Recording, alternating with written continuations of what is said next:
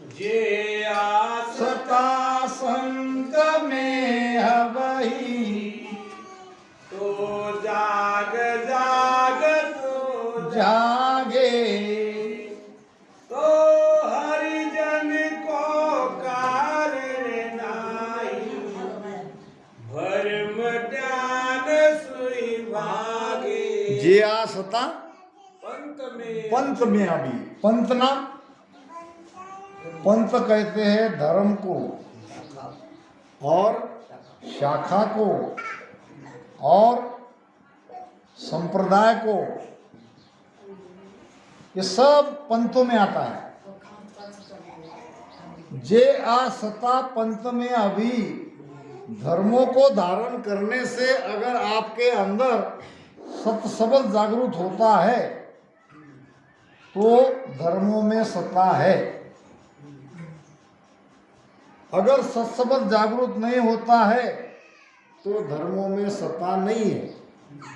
जे आ सत्ता पंथ में अभी, अगर पंथ में सत्ता है तो जागत जागत जागे। सिख धर्म है, सिख धर्म ने गुरु परंपरा को मिटा ही दिया। सिख में 10 गुरु हुए, गुरु नानक से गुरु गोविंद सिंह तक। गुरु गोविंद सिंह के बाद उनके कोई सदगुरु नहीं हुए, क्योंकि हालांकि सिख धर्म में वाणी हमारे जैसी है, भेद भी यही है, सब वहाँ भी ईड़ा पिंगला सुकमणा सब है, मगर ये सब सदगुरु को नहीं मानते।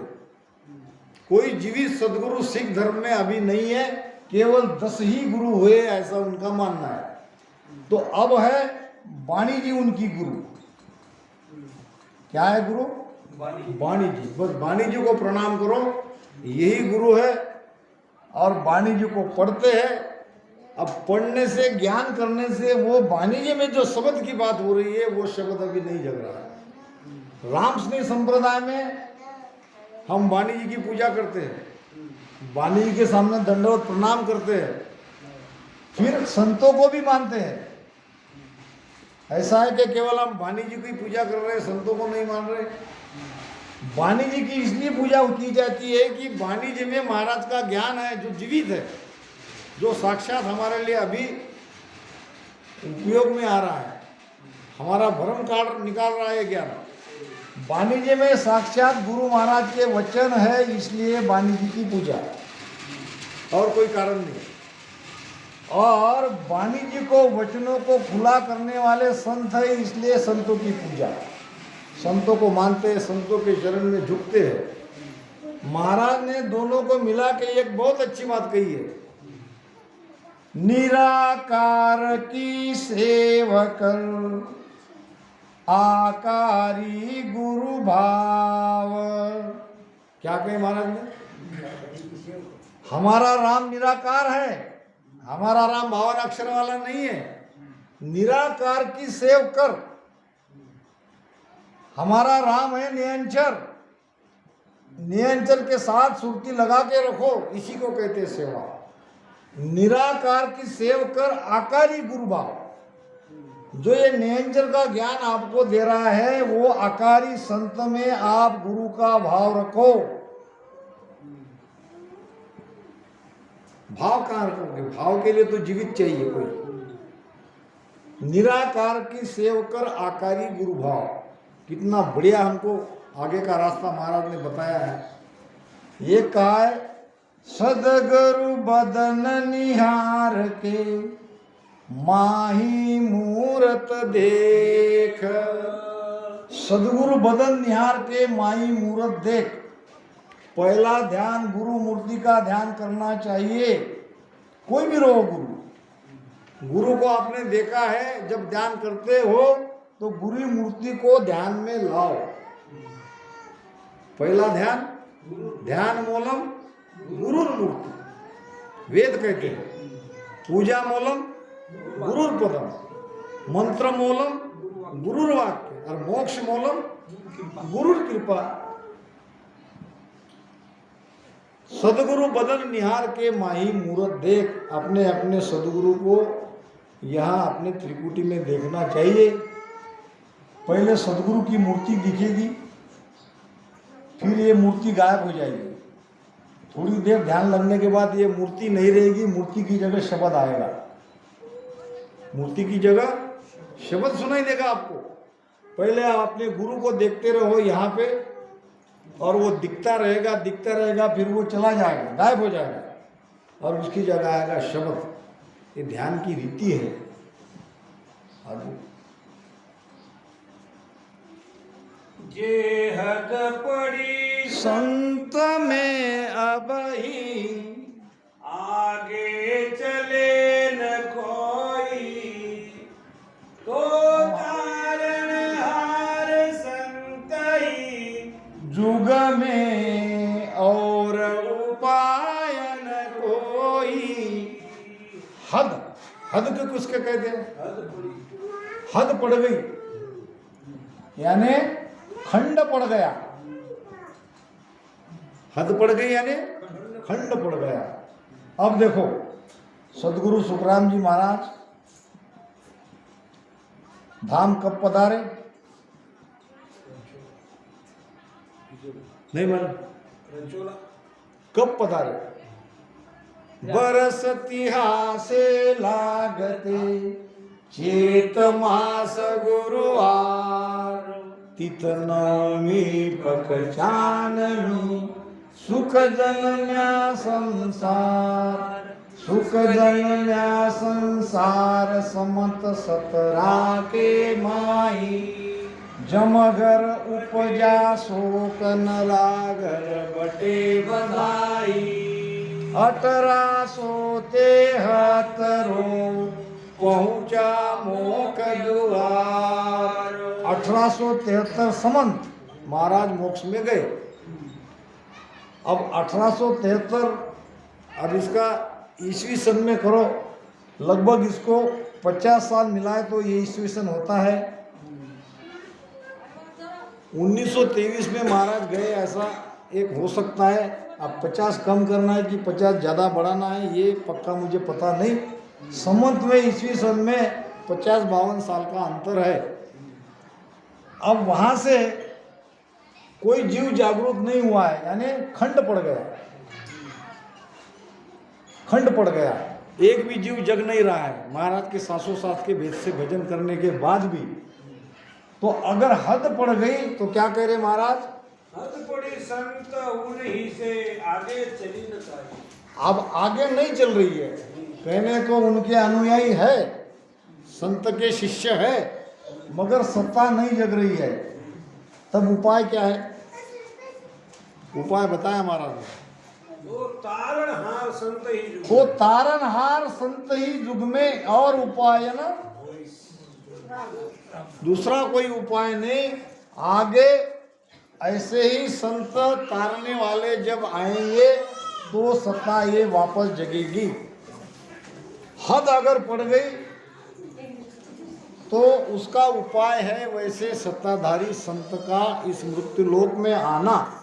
जब ऐसे सत्ताधारी संत वापस मृत्युलोक में आएंगे तो ये सत्ता फिर से जगेगी, मगर इसकी अभी हमें कोई जरूरत नहीं है।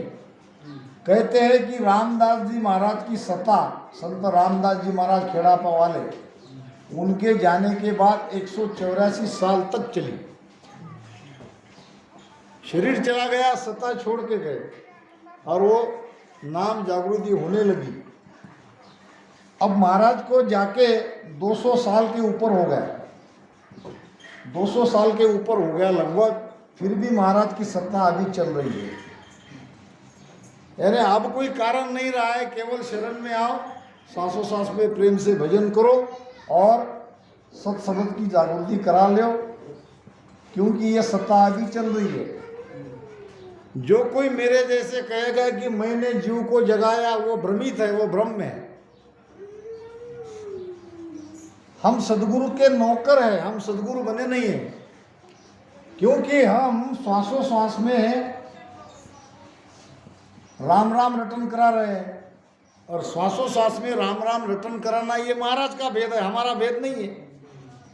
हमारी सत्ता जब कहलाएगी जब हम कहेंगे कि तुम श्वासोश्वास में भेद मत करो, हम तुम्हारे अंदर नाम की जागृति करा देते हैं, तब कह सकते हैं कि उसके अंदर वो सत्ता है।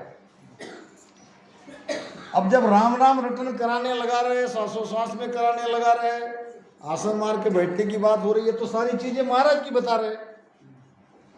अगर मैं कहूंगा कि लक्ष्मण लक्ष्मण रटन करो, तुम्हारे अंदर सत्ता जगेगी।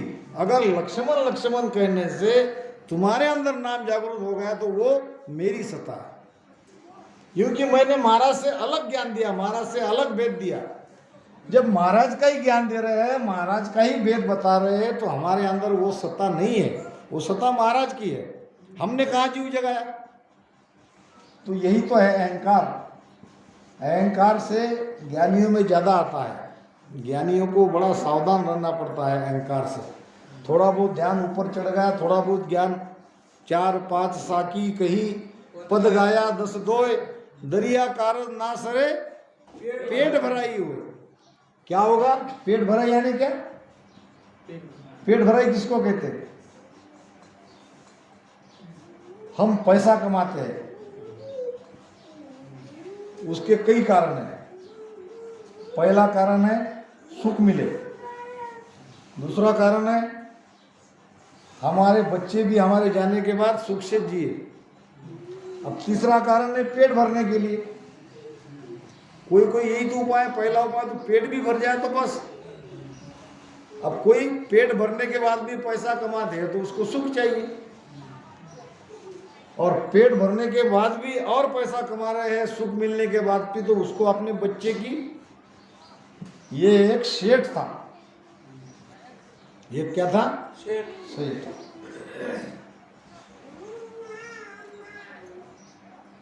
अब सेठ ने अपने दीवान जी से कहा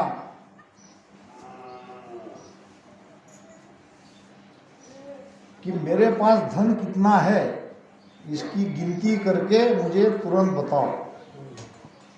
मेरे पास कितना धन मैंने कमाया है। तो दीवान जी ने कहा, मालिक 8 दिन लगेंगे, पैसा बहुत है, तिजोरिया बहुत है, सब तरह से हिसाब मिलाने के लिए 8 दिन चाहिए, और बहुत लोग काम पे लगाना पड़ेगा। सेठ ने कहा लगाओ। 8वें दिन आया एक कागज लेके, और सेठ को कहने लगा, आपका हिसाब किताब मैं लेके आया हूं, कहो तो आपको बताओ। तो बताओ बताओ मेरे पास कितना धन है। दीवान जी ने कहा,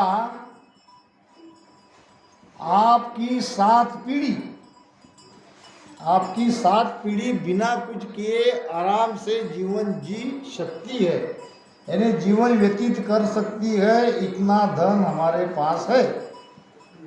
कितना है? 7 पीढ़ी तक। वो कागज ले लिया और सेठ चिंतित हो गया। अब सेठ की क्या चिंता? 8वीं पीढ़ी मेरी भूखी रहेगी, मैंने तो मेरे 7वीं पीढ़ी तक कमाया, अब मेरी 8वीं पीढ़ी भी भूखी ना रहे, उसके आने वाली पीढ़ी भी न रहे, तो अब ज़्यादा मुझे काम करना पड़ेगा। 70 साल की उम्र, न खाते न पीते न ठीक से सोते। सेठानी कहने लगी, ये क्या कह रहे हो? नहीं नहीं नहीं, मेरी 8वीं पीढ़ी के लिए मुझे कमाना है। तो जाओ ढूंढो, कम समय में मैं धन कैसे कमाऊं, इसका उपाय खोजो। अब लोग कहे क्या उपाय बताए, सेठ तो पागल हो गए। दीवान जी के पास लोग आने लगे, अब क्या करें, अब सेठ को है उतना ही कारोबार तो बहुत है, इसमें तो काफ़ी पैसा कमाएंगे, मगर इसको पैसे की धुन ऐसी चढ़ी है कि सबको बैठने नहीं दे रहे। तो एक संत के पास आए दीवान जी, कुछ लोगों को लेकर, हमारे शेठ जी को जल्दी से जल्दी पैसा कमाने का उपाय क्या है, ये आप बताओ। संत ने कहा, एक बुढ़िया के पास जाओ, तुम्हारे गांव में कोने में एक बुढ़िया का घर है, वो आपको उपाय बताएगी। अब सेठ गया बुढ़िया के पास, माता जी, हाँ बोलो, तुमको जो होना वो मांग लो। अब उसको बुढ़िया गरीब तो थी भी, मगर मुझे जल्दी से अमीर होने का उपाय बताओ। संत ने मुझे तुम्हारे पास भेजा है, तुम्हारे पास अमीर होने का उपाय है, तो तुमको क्या चाहिए? अब धन का क्या करोगी? तुमको तो खाने को रोटी मिल जाए, इतना ही काफी है। मैं तुम्हारे लिए आटा लाया हूं पिसा के, अब ये आटा रख लो और मुझे उपाय बताओ।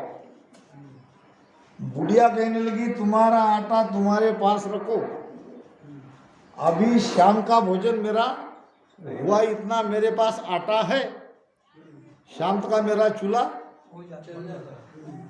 कल के लिए ये आटा ले लो, कल की कल का दिन भगवान अगर मुझे खिलाएंगे तो मैं खाऊंगी, नहीं तो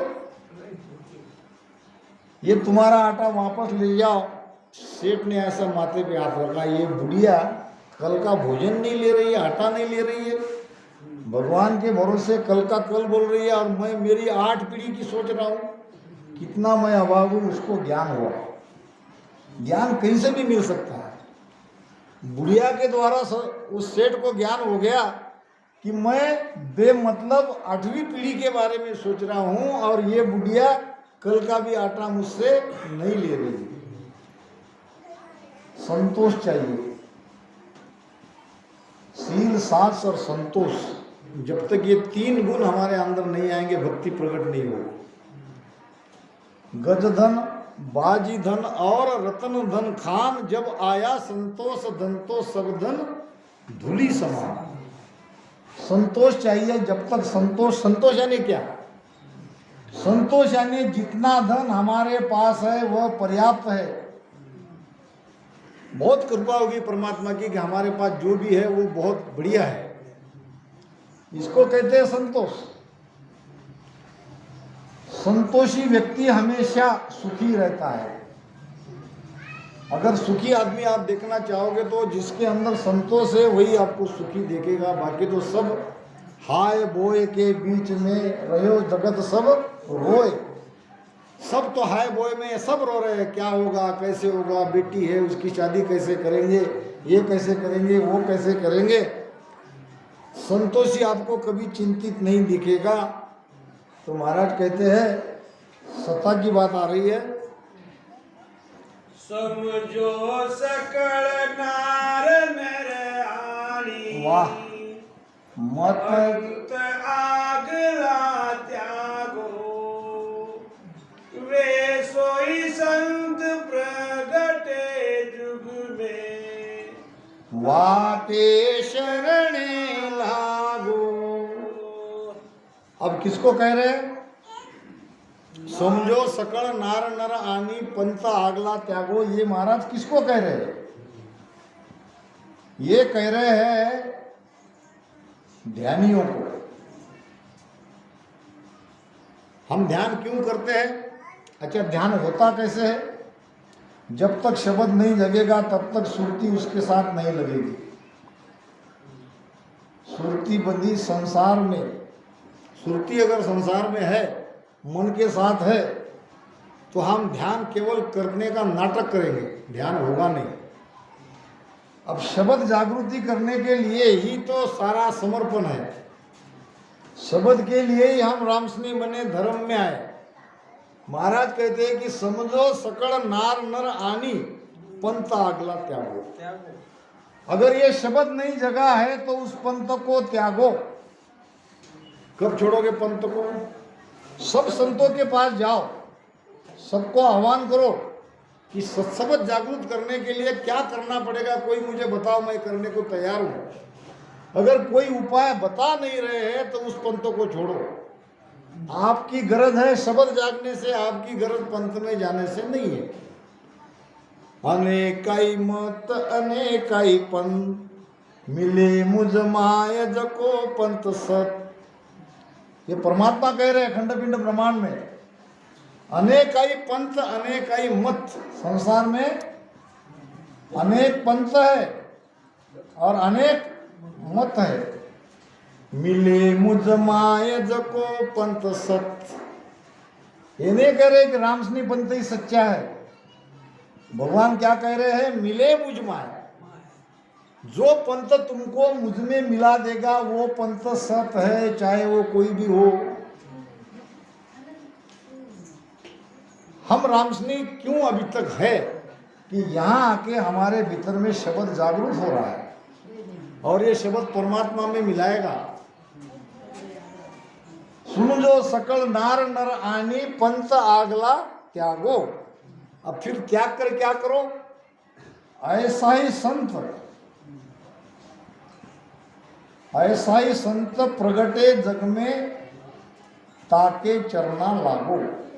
अब पंथ में अटको मत, अब संत को खोजो और जिस संत के शरण में जाने के आपके भीतर कुदरत कला जगेगी। राम राम बताने वाले हजारों संत है, लाखों संत है। ये रामस्नेही धर्म एक बहुत बड़ा है, लगभग दुनिया के हर कोने में ये रामस्नेही धर्म है। अब इसमें देखो लाखों सदगुरु है, सब कहते हैं सदगुरु है, मगर किसके शरण में जाओ? जो कुदरत कला जगाएगा। आनंद पद की भक्ति बताऊं प्रथम तो मत आवे, सदगुरु ढूंढ शरण ले जाई, जा नाव कला जगाए। नाव की कला जगाने वाले संत को खोजो और उनके शरण में जाओ। या जुग ने तोरे बंदा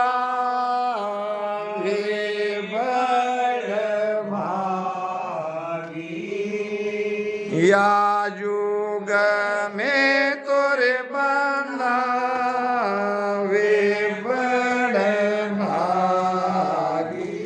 सतगुरु जकाहि पीछाड़ा वे, सतगुरु जकाहि पीछाड़ा के बराबर अंतर नाहि, के बराबर अंतर नाहि। जानी जमन कर जाना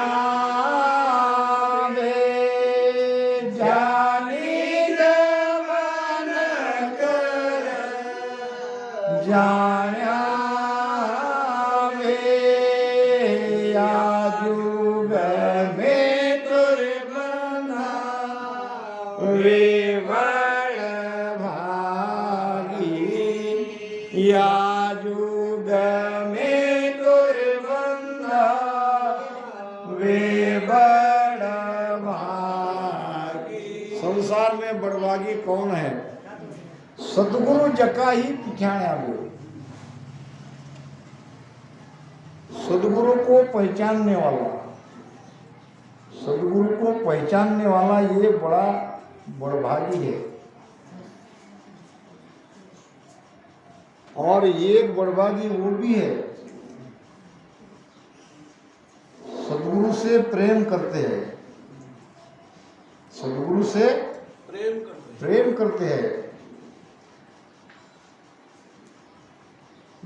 दिन दिन सो संसार में दिन जो चीना राम। सदगुरु से प्रेम करने वाली भी भिन्न है और दूसरा प्रकार है सदगुरु जिस पे प्रेम करते हैं। सदगुरु जिस पे प्रेम करते हैं, दो प्रकार के भक्त हैं। एक है सदगुरु पे प्रेम करने वाला, दूसरा है सदगुरु जिसके ऊपर प्रेम करते हैं। महाराज ने एक भजन में कहा है ना, धुनराग में आखिरी के दो कौन से? हाँ, धुनराग के आखिरी के आखिरी। हाँ,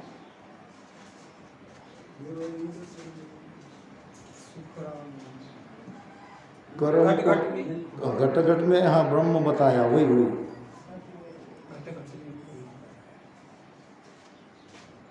नहीं आएगा याद, याद करके बोलो। हाँ, ये एक सुकरात नाम के संत थे। तब तक दृष्टांत बताते हो तो उस भजन को याद करो। आखिरी के दो सुकरात नाम के कोई संत थे विदेश में। अब ये सुकरात रात में सोया, रात में उसको स्वप्न आया। क्या आया? स्वप्न। स्वप्न में एक व्यक्ति कागज कलम लेके कुछ लिख रहा था, दिखते हैं स्वप्न में। अब सुकरात ने उस व्यक्ति को पूछा, तुम कौन हो और क्या लिख रहे हो? उस व्यक्ति ने कहा, मैं देवदूत हूं। क्या हूं? देवदूत। और क्या लिख रहे हो? जो संत पे प्रेम करते हैं उसकी लिस्ट बना रहा हूं। जो संत पे प्रेम करते हैं उसकी लिस्ट बना रहा हूं। अब सुकरात ने कहा, मैं भी तो भगवान पे प्रेम करता हूं। तो भगवान के प्रेम करने वाली लिस्ट में मेरा नाम है क्या? देखो। अब देवदूत ने देखा, कहा कि सुकरात, इसमें तुम्हारा नाम नहीं।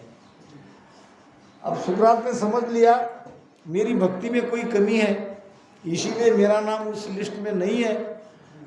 तो और ज्यादा प्रेम करेंगे, और ज्यादा भजन करेंगे। कुछ महीने बाद सुकरात को और सपना आया, उसमें वही व्यक्ति लिस्ट लिए लिख रहा था। अब सुकरात ने उसको कुछ पूछा नहीं, क्योंकि उसको पता था ये क्या लिख रहा है और उसमें उसका नाम नहीं है। अब उस देवदूत ने कहा, सुकरात अब तुम पूछोगे नहीं मैं क्या लिख रहा हूं? सुकरात ने क्या पूछूंगा, पहले पूछा था तो आपने बता दिया और उस लिस्ट में मेरा नाम नहीं है। तो देवदूत ने कहा, ये दूसरी लिस्ट है,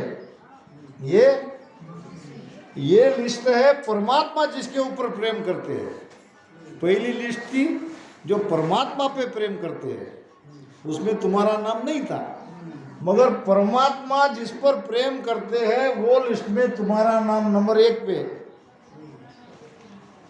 अब वो बड़ा कि ये बड़ा, वो हरजत नहीं आ रहा है। हरि को भेद नियारो रे, लखे कोई संत। कौन लगेगा हरि का भेद? संत का प्यारा। संत जिसके ऊपर प्रेम करते हैं। हरि को भेद नियारो रे, लखे कोई संत पियारो रे। मुगत को भेद नियारो रे, जाने कोई जानन हारो रे। सार बात क्या निकल रही है? हरि को भेद न्यारो रे, परमात्मा को पाने का भेद न्यारा है। और कौन लगेगा परमात्मा को? लखे कोई संत पियारो रे। संत का प्यारा, संत का प्यारा बोलो। लखे कोई संत पियारो रे। संत पे प्रेम करने वाले तो कई है, मगर संत जिस पे प्रेम करते हैं वैसा बनो। 3 तरह के लोग संसार में है,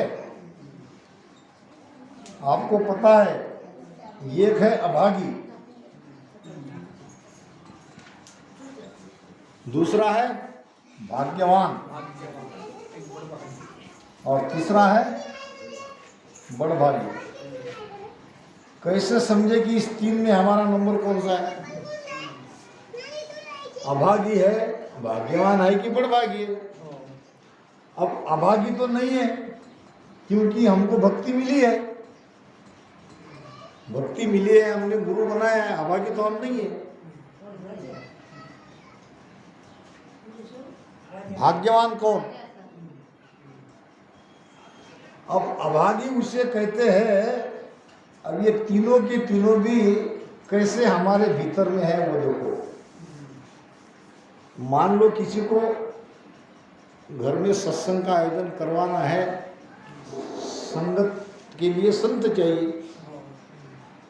अब ये जा रहा है संत के घर, संत घर पे नहीं मिले, या संत संगत तक आ नहीं सकते, तो ये हो गया अभागी। ये हो गया वो कहता अभागी, क्या करे, कितना मैं अभागी हूँ।